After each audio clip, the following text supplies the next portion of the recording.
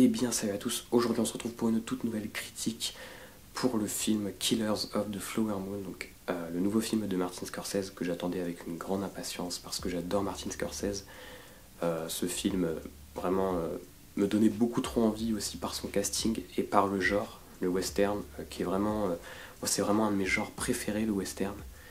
Et du coup Scorsese qui en faisait un pour moi, ouais, ça promettait. Alors après, on n'est pas dans l'archétype du western avec les séquences auxquelles on peut s'attendre plutôt de voir quand on regarde un western.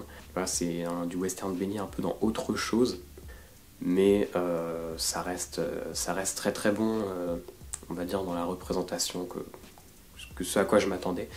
Enfin bref, avec un casting quand même pas mal, hein. De Niro, DiCaprio, donc les deux muses de Martin Scorsese. Moi, De Niro, c'est mon acteur préféré dans le film. Il est très bon. Alors, par contre, c'est vrai que les acteurs, bon, je vais peut-être y revenir après, je sais pas, mais c'est pas. Ouais, non, je le dis tout de suite, les acteurs dans le film ne m'ont pas forcément autant transporté que tout ce que j'ai pu lire ou même entendre. Enfin, je me souviens à Cannes, ça disait oh là là, Lily Gladstone formidable. Alors, justement, elle est très très bien, Lily Gladstone, et c'est elle la meilleure pour moi dans le film.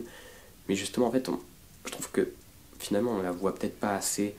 Donc, en fait, sa présence, même si elle a toujours une espèce de présence, bah, elle est très très souvent un peu absente dans le film. Alors, je vais pas spoiler dans cette vidéo, mais on la voit pas tant que ça, Lily Gladstone, par rapport à DiCaprio par exemple. Le film il tourne pas vraiment autour d'elle et elle est un élément dans le film qui est imposant. Donc à chaque fois qu'on la voit, c'est merveilleux. Mais je sais pas, je trouve que tout ce qu'on avait dit sur elle, j'ai pas trop retrouvé vraiment toute cette présence, etc. Enfin, en tout cas, par rapport à DiCaprio, par exemple, DiCaprio qu'on voit mais tout le temps, quoi, qui n'est pas forcément si génial que ça, je trouve, dans ce film-là. Alors, pourtant, voilà, pour moi, DiCaprio, c'est un immense acteur. Enfin, je suis obligé de dire, rien qu'après avoir vu Le Loup de Wall Street, pour moi, c'est une des plus. Je sais que c'est un peu bateau de dire ça, mais pour moi, c'est vraiment une immense prestation. Et enfin, entre autres, hein. Mais c'est vrai que dans ce film-là, il m'a pas forcément plus touché que ça, et je pense même d'ailleurs qu'il y a peut-être une petite erreur de casting à avoir pris DiCaprio, et je pense qu'il aurait peut-être fallu prendre un autre acteur, et je me dis peut-être que Jesse Plemons en personnage comme ça justement, et d'ailleurs je crois que c'est ce qui était prévu à la base, c'est que, en tout cas, DiCaprio devait jouer le rôle du flic, donc du FBI, et Jesse Plemons elle joue dans le film, et je crois que Jesse Plemons du coup devait avoir l'autre rôle, enfin je sais pas. Ou alors peut-être que c'était juste une inversion dans un seul sens, quoi. Enfin, juste. Peut-être que Jesse Plemons n'était pas convié à la base. Mais en tout cas, DiCaprio devait jouer le flic. Et je me dis, ouais, peut-être qu'il y a une erreur à ce niveau-là. Non pas qu'il soit mauvais, hein, DiCaprio, il est bon, mais je trouve que des fois, ça fait un peu forcé. Et puis justement, en fait, c'est un personnage qui a un côté un petit peu idiot du village, le gars qui va se faire manipuler, donc notamment par le personnage de Robert De Niro, qui est le grand méchant du film, quoi, qui va se servir, enfin, qui va manipuler un petit peu les Indiens, qui va, voilà, se faire des relations, etc., qui a une grande gueule, et en même temps qui s'intéresse aussi. Il y a quand même des petites ambiguïtés, c'est il maîtrise la langue, il participe aux réunions, tout ça, donc il a quand même une place dans cette société-là, mais en même temps, c'est un peu pour le profit, quoi. Et en même temps, il y a toujours ce petit truc un peu ambigu, où tu te dis, est-ce qu'il s'attache vraiment à cette communauté? Mais en tout cas, on démarre le film du point de vue de DiCaprio, et d'ailleurs, j'adore l'intro du film. Je trouve que s'il y a vraiment un truc génial dans le film, c'est l'introduction, avec notamment toutes les images en noir et blanc, etc. Mais même dans le train, il arrive, la musique et tout, ça s'enchaîne, il arrive chez son oncle, donc De Niro, t'as les échanges, t'as les petits trucs drôles sur la femme, machin, c'est mon grand péché, tout ça, hop. Je trouve que déjà, bon, tu comprends un peu ce qui va se passer. D'ailleurs, le film, alors, il y a eu beaucoup de bruit, hein, sur la longueur du film. Il dure quasiment 3h30, donc c'est quand même beaucoup. Alors non, c'est pas le film le plus long de Scorsese, vu qu'il avait fait Irishman, mais bon, qui était sur Netflix, donc voilà, il y avait la possibilité de couper ou quoi, bon, chose qu'il faut pas trop faire à mon avis, hein. Un film, ça se regarde en entier, enfin d'un coup, ce que je voulais dire. Bon, après des fois t'as pas joué, mais bref, c'est un autre débat. Mais c'est vrai que c'est un film qui est long, qui est lent, qui pose vraiment pose ses cartes, je trouve, très très vite. C'est pas un film qui avec des rebondissements dans tous les sens. Et tu sens un petit peu ce virage-là, c'est chez Scorsese depuis Silence. Silence qui est un film, à mon avis, vraiment sous-estimé. The Irishman, c'était pareil, c'était un film assez lent, qui prenait un peu son temps, etc. Et là, on est toujours là-dedans. Donc j'ai vraiment l'impression que Scorsese, il s'est débarrassé un petit peu de ses artifices. C'est pareil, enfin, les scènes de meurtre. Bon, il y a quand même un sens de l'esthétisme dans les scènes de meurtre dans ce film. Il y en a quand même quelques-unes. Et il y a quand même de l'idée dans chaque plan. Mais tu vois qu'il s'est débarrassé de plein d'effets de style qu'il a pu avoir. Et c'est pareil, c'est aussi par rapport à la monteuse, je pense. D'ailleurs, j'ai plus le nom de la monteuse de Scorsese, mais qui travaille avec lui depuis...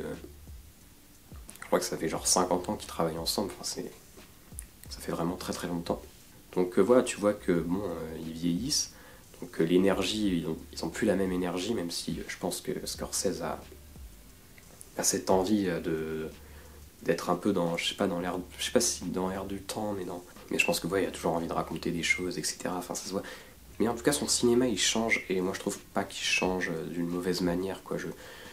Franchement, je trouve que la longueur est plutôt justifiée, justement. On pourra comparer ça à un espèce de poison, finalement. On pourrait faire des métaphores avec ce qui se passe dans le film, mais quelque chose qui va venir empoisonner toute cette communauté, tous les personnages, le vice, etc., qui va venir se répandre un peu partout. Et justement lentement, quoi. Et cette lenteur du coup se justifie par cette accaparation des biens par justement ces blancs. Il y a quand même un petit bémol pour moi, justement dans ce changement un petit peu, le fait qu'il y ait moins d'artifices, etc. Bah, ça se voit quand même dans le choix des cadres, dans le choix des plans. C'est-à-dire que c'est un film qui est, je sais pas, je sais pas si je dirais anti-spectaculaire, mais enfin oui, c'est pas un film où il va y avoir de l'action, etc. Alors que ça aurait limite, enfin ça aurait pu être plus fort en fait. Ça que tu dis, ça aurait pu être encore plus fort, donc c'est vraiment une volonté et un choix en fait qui se justifie à mon avis, qui est tout à fait louable. Mais justement, pour moi, il manque peut-être, enfin il y a énormément, par exemple, de chants contre chants, notamment entre De Niro et DiCaprio, donc des chants contre chants quand même pas dégueux, où il y a quand même du dialogue qui s'échange et qui est plutôt sympa. Mais j'aurais aimé des fois que ça prenne peut-être un petit peu plus de recul. Et je trouve qu'on n'a pas énormément de scènes où finalement tu vois vraiment cette communauté, où tu vois ces habitations, où tu vois les échanges dans cette ville. Je trouve que des fois ça manque un peu je sais pas, de paysage. Je trouve que tout est quand même assez resserré. Et des fois je trouve que du coup sur un film de presque 3h30, c'est un peu dommage. Voilà, je trouve pas que ce soit le Scorsese le plus inspiré en fait en termes de réalisation. Donc c'est un petit peu ce qui m'a gêné. Ce qui fait que, voilà, par exemple, si je revois le film, bah, évidemment ça va être encore un plaisir, mais il manque un petit... Il manque un peu de tour de force aussi à ce niveau-là. Même si pareil, on a quelques moments de flamboyance. Je pense notamment au début avec la course de voiture. Enfin, vraiment ce moment est génial. Et, enfin, il y a aussi d'ailleurs des plans séquences, des travelling. Bon, voilà, on connaît Scorsese.